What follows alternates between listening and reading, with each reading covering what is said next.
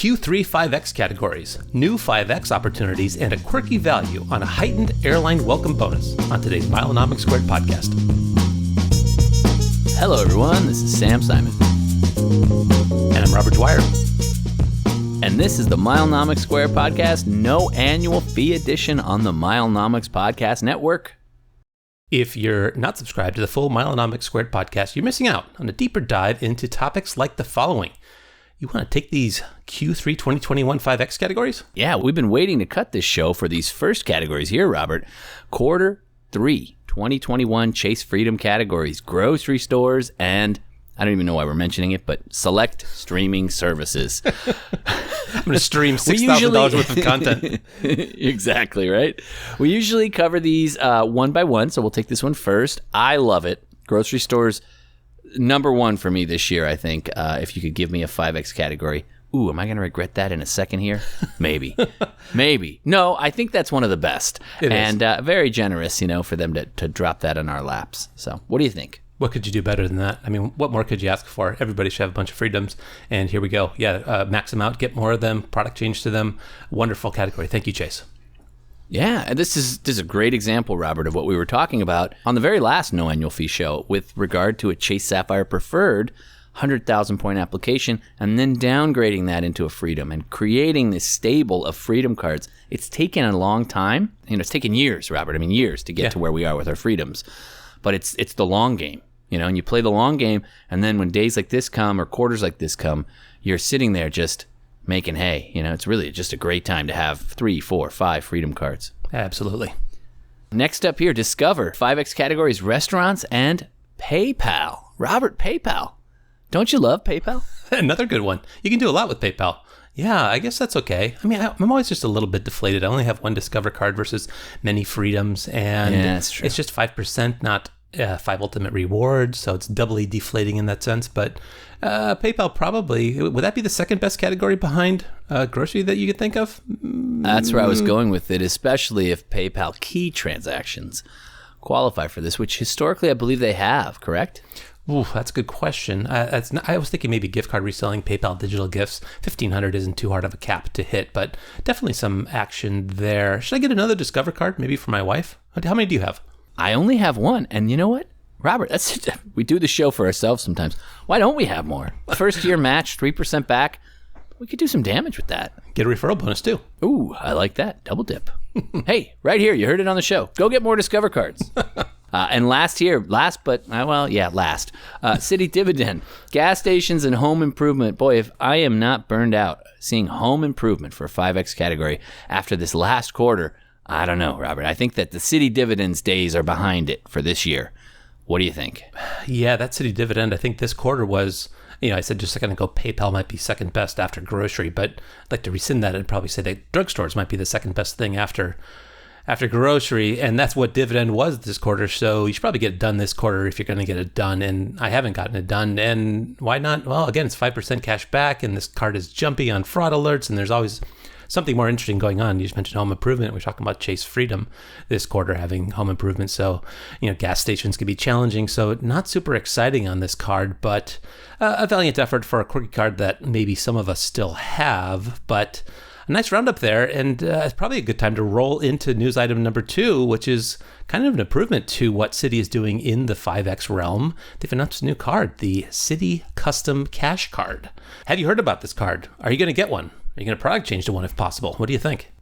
Boy. I think our conversation right here on this show live is going to be the determining factor whether I get one of these or not, Robert. Let's step through the card first, I guess. And so it is a new card. The sign-up bonus is 20,000 thank you points for spending $750 in the first 3 months. No annual fee. So this is slotting into that same type of sign-up bonus, no annual fee area as a Chase Freedom Flex. Now, it earns 5X thank you points on 500 in spend each month. Robert, we do 4 of these shows a year talking about quarters with 5X spending. Do we have to do 12 of them now? Well, they've made it better on the no need to activate it thing. It's the category of the allowable categories that you spend the most in. So if you can just do an easy $500 each month, it's getting to be a little bit Amex-like. You need to remember to take your vitamin once a month, and that's a little bit annoying. But it's also nice that you don't have to activate it. I mean, Citi has proven that they are probably the worst in allowing you to activate the thing with that Dividend card. Total nightmare. One click.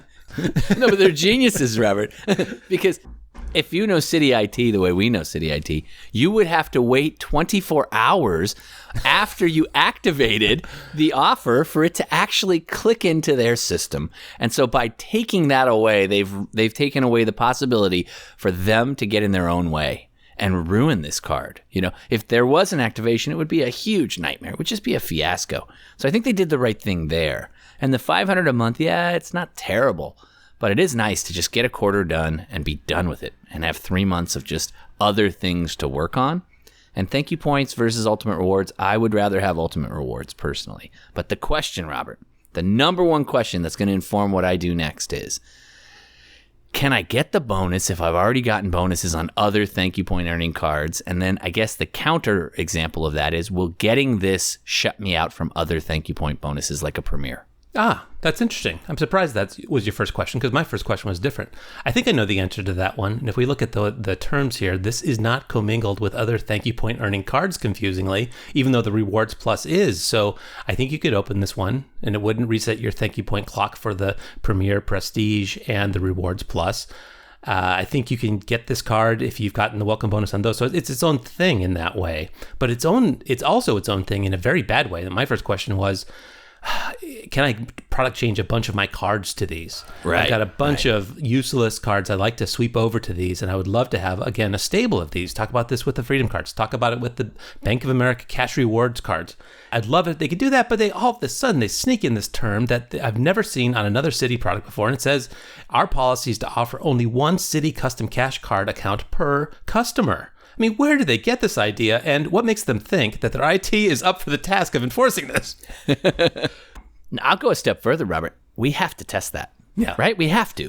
And I think the way to test it is sign up head on, take the bonus, and then try to product change. Do we agree? Yeah, it's a Bank of America situation. Yeah, some people, very similar. I agree with that, Reed. Some people might say it's not worth it with regard to 524 to get a card for 20,000 point bonus, but then look at the enduring value of this, and you can see it would be a keeper for a while. I guess it depends on how much you're into the Citi thank you point ecosystem. They really nerf things. We'll talk about it on the Page Show this week in terms of there being upside in having a bunch of cards in the family, the Prestige and the Premier. You know how much I like that combo and the Rewards Plus. And, I built these complicated systems to get great value towards hotels. You can do all kinds of fun stuff. And now it's just like you can transfer them to airlines or use them for a penny a piece. Which would you like? And, transferring to airlines sounds sexy, but, there's only so many international travel opportunities windows that I have in a year where there's award availability where I want to go. I mean, these miles, when I use Asia miles to fly on AA domestically, I mean, these things don't happen, right? So I don't like the program nearly as much as Ultimate Rewards or Membership Rewards. How about you? What do you think about thank you points? They're a nice third or fourth currency to collect. There are some unique situations where having a MasterCard that earns a good number of valued points can be nice. And I like that Chase has started issuing MasterCards as well. But for a long time, that was the thing to do. Go to Citi, get some MasterCards. So that's something that I'm still biased towards. Robert, in the first year of holding this card, you would earn 50,000 thank you points, 20,000 for the sign-up bonus. And then if you hit your category each month for 12 months, another 30,000 points. So that's not terrible for no annual fee. But in the case where I think that we see a lot of people, Robert, where they take 524 as they need to be 024 and only apply for Chase cards. Yeah. And I think that that's a completely misread way of playing the game. One thing I have heard, and it comes to mind here, is, we were talking about trying to product change a bunch to these. I don't even think they are allowing product changes yet. And there were some rumblings that maybe they'd start in a week or two. So, again, Citi IT. Didn't even know the card existed when they called. Exactly. Right? No, I don't know what that card is. Oh, man. What a bank. What a bank. But we can't get bad. We can only get even. So here's an opportunity. I love it. Speaking of opportunities, Robert, Staples has fee-free Visa gift cards running this week. $200 Visa gift cards, no fee at Staples. Runs from June 13th to June 19th. Historically has been limit 5, so check your stores if you haven't been there lately. $5 per person actually, I think, makes it worthwhile. Robert, what's your take on Staples over there in New England? Yeah, worth my while. But strangely, I haven't done it this week, so we'll see. They call it Easy 5X, but you do need to get in the card and go over there, and sometimes that's just not in the card. So I think I should take some advantage of this. And we talk a lot on the Paid Show about ways to really make this easy in the liquidation side of things. So give it a look and see if Staples is in your area. I think it is worth stopping in if you're passing by. Last item here on the show, we have a quirky offer. Can you believe this number? A Bank of America Alaska personal credit card with a 67,000 mile offer. This hinges off of their 42,000 offer that is normally $2,000 in spend the first 3 months. You get another 25,000 miles after spending 8,000 total in the first 6 months. So okay, 67,000 for 8,000 in spend, $75 annual fee not waived the first year, and you can't have had a personal Alaska card with Bank of America active in the prior 24 months. Did you catch all that? They really think these are something special and they need to be protected. The business card version of this does not have that restriction, that 24 months. So you can't get these very often. And this does seem like there's that inflation going on. You know, they used to be pretty proud of their miles. Yeah. They'd only give you 25,000 for signing up for them. And people were okay with that because they could churn them like bananas. But those days are behind us. A few things to discuss here. I think you were targeted with a better offer right off the bat. What do you think? What was your offer? Yeah, I was targeted with a 80,000 point offer. I think it was 40 and then 40 more. But the spend was relatively in line with this. You know, this is 8.375, 8 3/8 miles per dollar if you hit the spend exactly dead on at 8,000. That's not bad. You can eat a lot of liquidation at 8 miles per dollar. And so it's just a really low cost way of getting some Alaska miles. I do want to mention, Robert, we have talked about it a lot.